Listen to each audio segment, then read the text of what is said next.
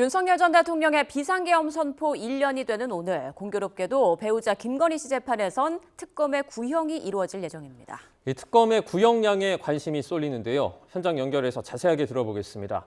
이준엽, 임혜진 기자 나와주시죠.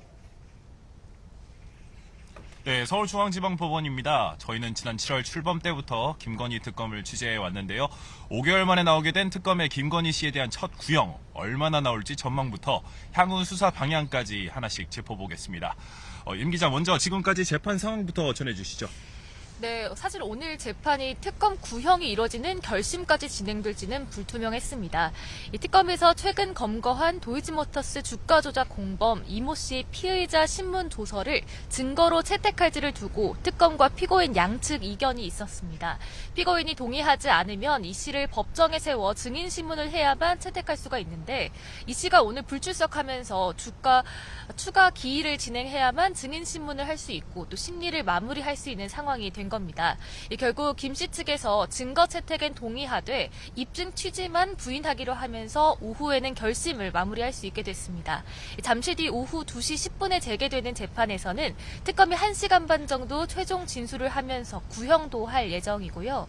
이어서 김 씨 변호인이 최종 변론 2시간을 한 뒤 김 씨가 직접 최후 진술을 하기로 했습니다.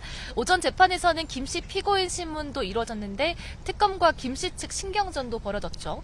네, 그렇습니다. 이전부터 김건희 씨는 피고인 신문에서 진술 거부권을 행사하겠다고 예고한 상황이었는데요. 실제로 오늘 특검 측이 몇 가지 질문을 해보니 모두 진술을 거부해서 신문을 일찍 마무리했습니다.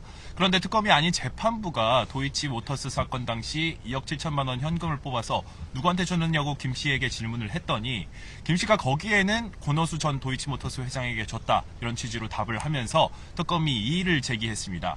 진술 거부하겠다면서 특검 측에만 거부하는 건 선택적 거부라는 건데요.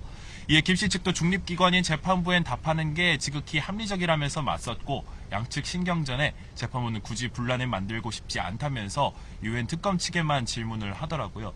이후로 추가로 들어온 소식 하나 중간에 좀 전해드리면 민중기 특검도 오늘 오후 재판에는 참석을 했다고 합니다. 아마 결심 구형도 지켜보일 것으로 보이는데요. 직접 구형을 할지 여부는 조금 더 지켜봐야 할 것으로 보입니다. 자, 임 기자, 그런데 오늘 특검 측이 신청한 재판 중계는 받아들여지지는 않았죠?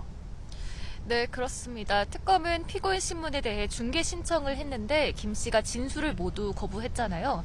이에 재판부는 피고인 신문에 실질적인 내용이 없다 보니 실익이 없다면서 재판 중계 신청은 불허했습니다.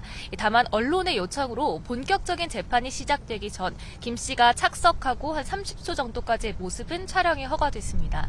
김 씨는 검은 코트와 정장 차림에 뿔테 안경을 쓰고 머리는 하나로 묶고 또 하얀 마스크를 쓴 채 등장했습니다. 자리에 앉은 뒤에는 변호인과 인상을 쓰면서 상의를 하는 모습도 카메라에 포착이 됐고요.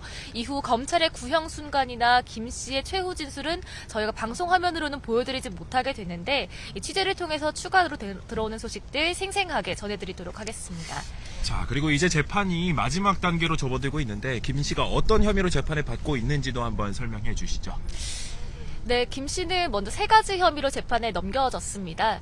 첫 번째는 도이치모터스 주가 조작 혐의입니다. 특검은 김 씨가 2010년 10월부터 2012년 12월까지 2년에 걸쳐 통정거래나 고가 매수 등의 방법을 통해 3,700여 차례의 매매 주문을 통해서 조작에 가담했다라고 보고 있습니다.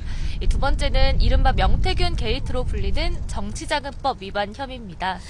20대 대선 당시에 윤석열 전 대통령과 공모해 명시로부터 합계 2억 7천만 원 상당의 여론조사를 무상으로 받았다는 내용입니다.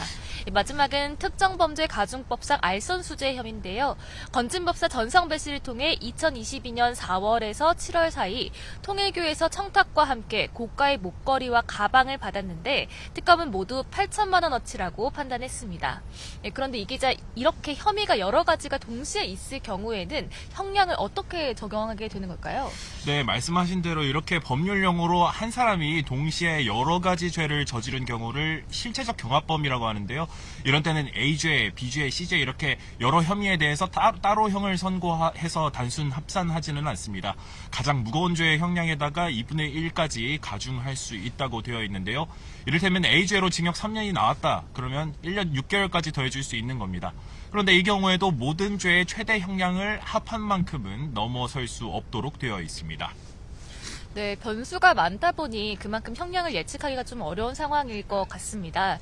네, 그래도 다들 가장 궁금해하시는 부분일 것 같은데 이 검찰이 얼마나 구형할지 좀 혐의별로 한번 따져볼까요? 네, 말씀드렸듯이 경합범이라서 고려할 게 많습니다만 혐의별로 정해진 형량의 범위는 있습니다. 도이치모터스 주가 조작 같은 경우엔 시세 조종에 가담한 경우 1년 이상 유기징역에 위반 행위 4배 이상 6배 이하의 벌금을 부과하게 됩니다. 다만 부당이익이 5억 원을 넘어가면 3년 이상 징역형으로 형량이 뛰는데요. 특검이 산정한 김씨 부당이득이 8억 1천만 원이기 때문에 여기에 해당한다고 볼 수 있습니다. 다만 김씨 측에선 이득 산정이 어려운 상황이라고 반박하고 있고요. 이때는 벌금 상한이 5억 원으로 제한됩니다. 또 정치자금법 위반 같은 경우에는 5년 이하 징역이나 1천만 원 이하 벌금형을 내리게 되고요. 특정범죄가중법상 알선수재 역시 같은 5년 이하 징역이나 1천만 원 이하 벌금형입니다. 형량이 제일 높아질 수 있는 건 주가조작일 텐데 앞서 대법원에서 유죄가 확정된 공범들의 경우 대부분 징역형의 집행유예를 받았다는 점이 또 변수입니다. 다만 제가 수사 경험이 있는 분들에게 좀 여쭤보니 금융범죄 수사에 잔뼈가 굵은 검찰 출신 변호사는 여러 범죄가 묶여 있어서 가능한 한 중형을 요청할 것으로 예상했습니다. 자, 그런데 이번 재판뿐만 아니라 아직 수사가 진행 중인 사안들도 많잖아요. 그래서 그런 부분들에 대해서도 마지막으로 임 기자가 정리해 주실까요? 네, 우선 가장 막바지에 다다른 게 매관 매직 의혹 수사라고 할 수 있을 것 같습니다. 이봉관 서희건설 회장이 건넨 나토 3종 귀금속과 로봇계 사업가 서성빈 씨가 준 고가의 시계, 또 이배용 전 국가교육위원장이 제공한 금거북이 관련인데요. 김 씨는 당장 내일 이와 관련된 특검 조사를 받을 예정입니다. 오는 17일에는 윤석열 전 대통령도 이와 관련해 소환 조사가 예고돼 있는데 특검은 김 씨와 윤 전 대통령 조사를 마친 뒤에는 사실관계를 확정하고 금품을 준 사람들에 대한 처분을 결정하겠다는 방침입니다. 최근 시작한 박성재 전 법무부 장관을 통한 수사 무마 의혹에도 관심이 쏠리고 있습니다. 윤 전 대통령 부부는 지난해 박 전 장관과 텔레그램 메시지를 주고받으면서 김 씨 수사 상황을 챙긴 정황이 드러났습니다.